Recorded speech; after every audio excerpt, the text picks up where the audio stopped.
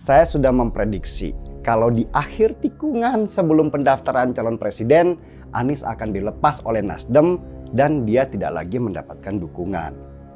Partai-partai seperti Demokrat dan PKS pelan-pelan juga akan melepas Anies dan beralih ke calon lainnya. Blunder Anies berujung survei jeblok. Denny Siregar sebut Anies Baswedan sebagai sosok ambisius. Menuju Pilpres 2024 bisa halalkan segala cara untuk menang? Waduh, nggak bahaya tak? Ditulis oleh tim redaksi jurnal, dikutip dari berbagai sumber. Dan yang bersaing hanya 3 nama, maka Ganjar Pranowo mendapat dukungan 35,9%, kemudian Prabowo Subianto 32,8%. Kemudian Anies Baswedan 20,1% dan ada 11%, 11,3% yang belum tahu. Halo, kembali berjumpa dengan suara Fani Bakri di channel Jurnal 45. Seperti yang terjadi di Pilgub DKI tahun 2017, ketika Anies Baswedan benar-benar menikmati hasil dari politik identitas yang sangat berbahaya untuk kesatuan Republik Indonesia. Calon presiden yang diusung oleh Koalisi Perubahan untuk Persatuan Anies Baswedan terus mendapat sorotan dari berbagai pihak, salah satunya pegiat media sosial Denny Siregar. Denny mengatakan calon presiden atau capres dari Koalisi Perubahan Anies Baswedan adalah sosok yang ambisius dan bisa melakukan segala cara agar menang dalam Pilpres 2024 mendatang. Hal itu diungkapkan Denny melansir dari Cokro TV pada Senin 29 Mei 2023. Denny juga menambahkan, elektabilitas Anies kata dia terus menurun jika dibandingkan dua capres lainnya yaitu Prabowo Subianto dan Ganjar Pranowo. Bahkan ketika Anies Baswedan dideklarasikan sebagai calon presiden oleh Partai Nasdem, Denny sudah memprediksi kalau di akhir tikungan sebelum pendaftaran calon presiden, Anies akan dilepas oleh Nasdem dan dia tidak lagi mendapatkan dukungan. Partai-partai seperti Demokrat dan PKS pelan-pelan akan melepas Anies dan beralih ke calon lainnya. Dan kelihatan semakin kesini prediksi itu semakin mendekati kenyataan. Melihat surveinya Anies selalu anjlok di setiap lembaga-lembaga survei yang kredibel mengeluarkan hasil surveinya. Diketahui sebelumnya, lembaga survei Saiful Mujani Research and Consulting atau SMRC kembali merilis tren elektabilitas 3 bakal calon presiden. Hasilnya, peran elektabilitas Gubernur Jawa Tengah Ganjar Pranowo meningkat, terutama usai deklarasi bakal capres oleh PDI Perjuangan dari yang awalnya 33,2% pada April 2023. Elektabilitas Ganjar meningkat menjadi 39,2% di awal Mei 2023. Saya pribadi tidak terkejut saat melihat bagaimana semakin tingginya popularitas yang dimiliki oleh Ganjar Pranowo. Karena elektabilitas tinggi ini adalah bukti masyarakat ingin seorang pemimpin yang merakyat. Ganjar sendiri telah membuktikan kedekatannya dengan masyarakat.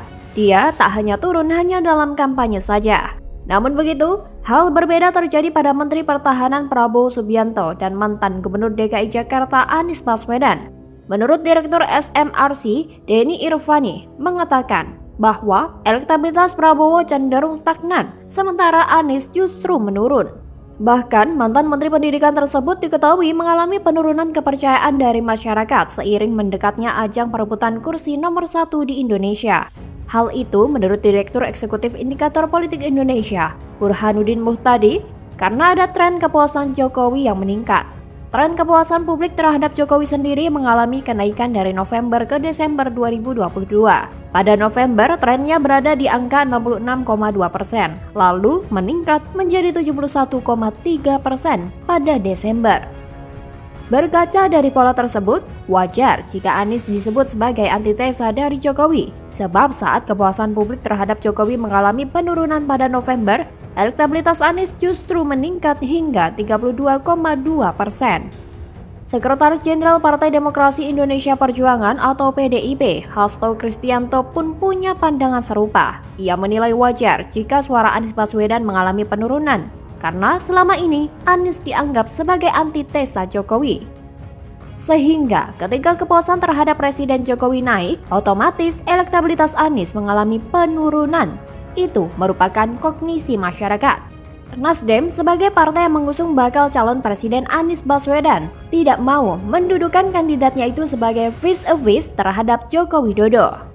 Karena sampai saat ini Nasdem tetap mendukung pemerintahan Jokowi sampai akhir. Meskipun PDIP yang menjadi partai tempat Jokowi berasal ingin agar dua menteri Nasdem ditendang dari kabinet. Bagaimana kalau menurut Anda? Pemulihan ekonomi nasional dana PEN, banyak kritik pula untuk ajang sekelas besutan FIFA belum bisa, seperti apa? Belum bisa kata siapa? Kalau standar politiknya PSSI belum bisa. Ingat ya, standar politik PSSI. Tapi kalau standarnya FIFA melampaui. Warisan Anies dimodifikasi PJ Heru, lahan pengelolaan sampah jadi tempat parkir JIS. Tuyul Ancel klaim JIS sudah melebihi standar FIFA. Halu. Ditulis oleh tim redaksi jurnal, dikutip dari berbagai sumber.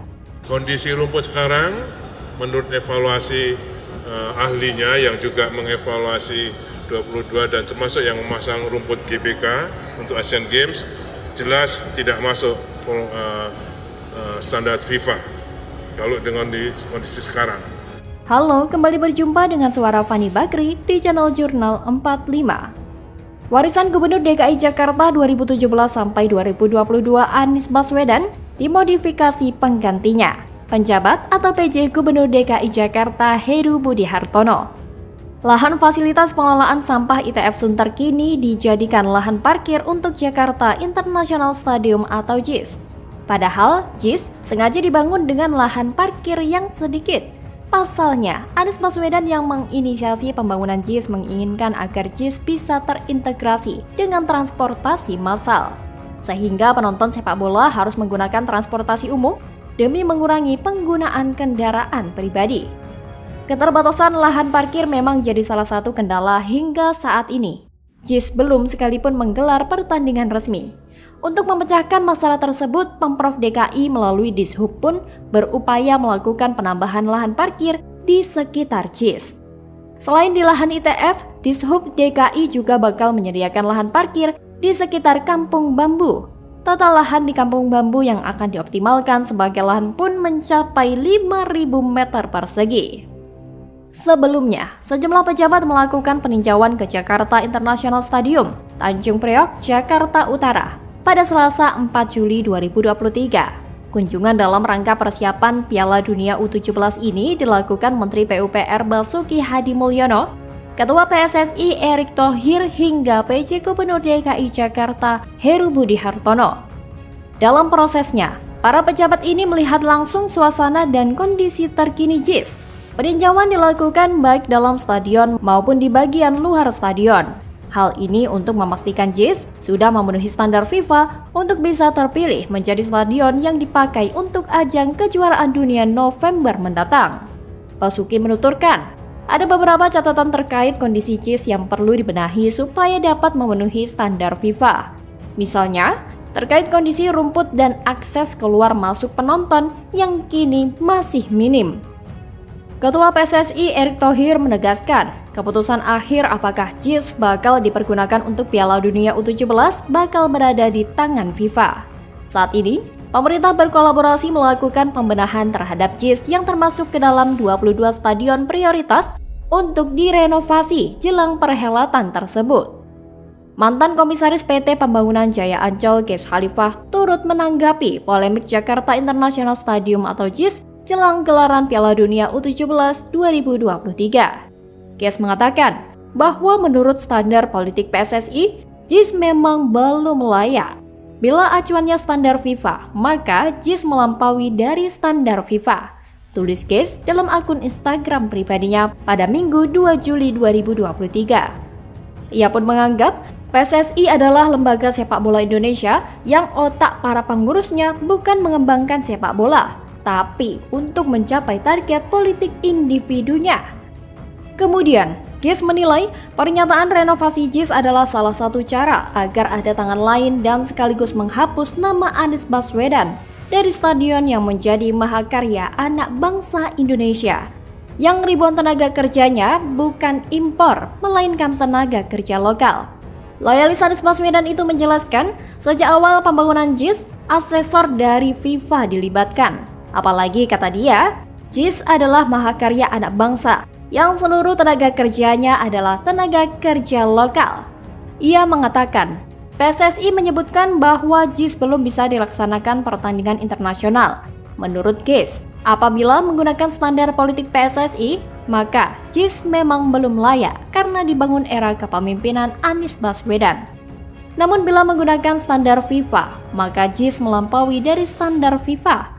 Sejak awal, JIS dibangun selalu mengikuti buku petunjuk FIFA, menggunakan konsultan Buro Happold yang membangun stadion-stadion internasional di Eropa maupun di Qatar, paparnya. Lah, katanya karya anak bangsa. Pasalnya dengan bangga Anies Baswedan mengaku Jakarta International Stadium atau JIS adalah karya asli anak Indonesia. Dari keringat orang Indonesia yang dilahirkan dari rahim-rahim ibu orang Indonesia. Idih, sok puitis, jijik banget. Kelihatan sekali kalau ada nuansa politisnya. Bagaimana kalau menurut Anda?